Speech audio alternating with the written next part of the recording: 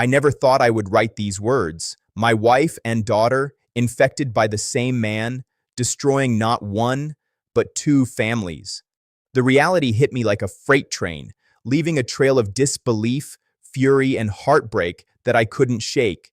It began subtly, almost imperceptibly.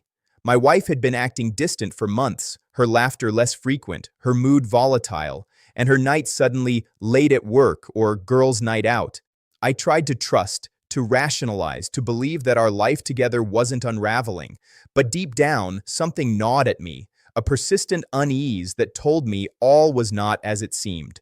At the same time, I noticed my daughter becoming secretive. She was 17, rebellious in ways that seemed typical for her age, yet the secrecy and late-night phone calls felt different. I didn't want to be paranoid, so I observed quietly, gathering little details that would soon paint a horrifying picture. The first shock came when my wife visited the doctor for what she claimed was a routine checkup. A week later, I found out she had tested positive for an STD. My heart sank, disbelief flooding me. I confronted her gently, hoping for honesty. "Who?" I asked, voice trembling with the first hint of anger. Her eyes avoided mine. It just happened," she murmured. I wanted to scream, to demand names, to unravel the entire lie, but the next revelation hit even harder. A routine medical test for my daughter returned the same STD.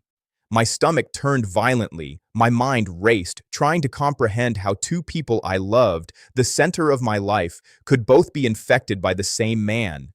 It was impossible to ignore the truth. I started to investigate, discreetly, methodically, text messages, calls, social media interactions. I pieced together a timeline of betrayal, secrets, and deceit. Every revelation was like a hammer to my chest. The man responsible wasn't some stranger. He was someone trusted by both my wife and my daughter, manipulating them, playing both sides, leaving devastation in his wake. Anger consumed me, but I knew I couldn't act recklessly.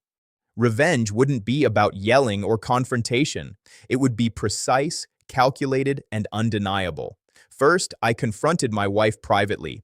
The conversation was cold, controlled. "You've destroyed trust, our marriage, and our family," I said. "This isn't just about you. This is about consequences for every choice you've made." Her eyes filled with fear for the first time. She had flaunted her secret life, believing she could manipulate me. But I wasn't manipulated anymore. Next, I addressed my daughter.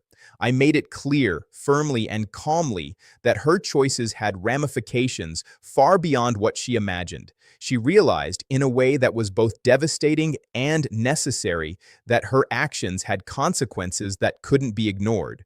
I began legal proceedings, divorce papers for my wife, custody arrangements for my daughter, financial protection measures, all meticulously planned. The law became my instrument of justice, ensuring that betrayal would not go unpunished. I also took steps to prevent further contact with the man who had caused so much pain. He had destroyed two families, and I made sure he faced accountability. His manipulation could no longer continue unchecked. Over the following months, the family began to stabilize, though scars remained. My wife moved out, forced to confront the reality of her actions. My daughter, guided with care and firm boundaries, began to understand the gravity of her mistakes. I rebuilt the household around honesty, trust, and protection, ensuring that no further deceit could enter our lives.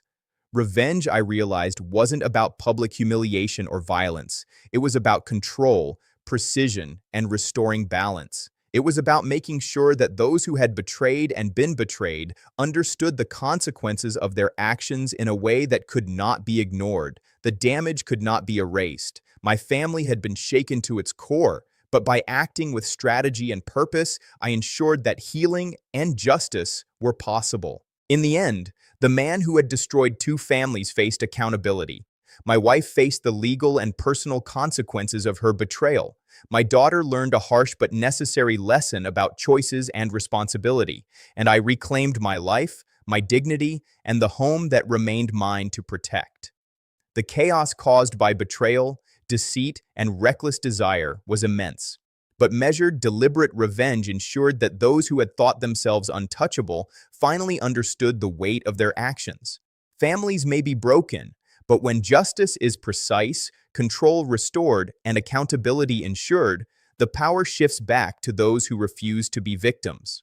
I learned that lesson the hardest way possible, but I survived, and in that survival, I found strength, clarity, and the ultimate revenge.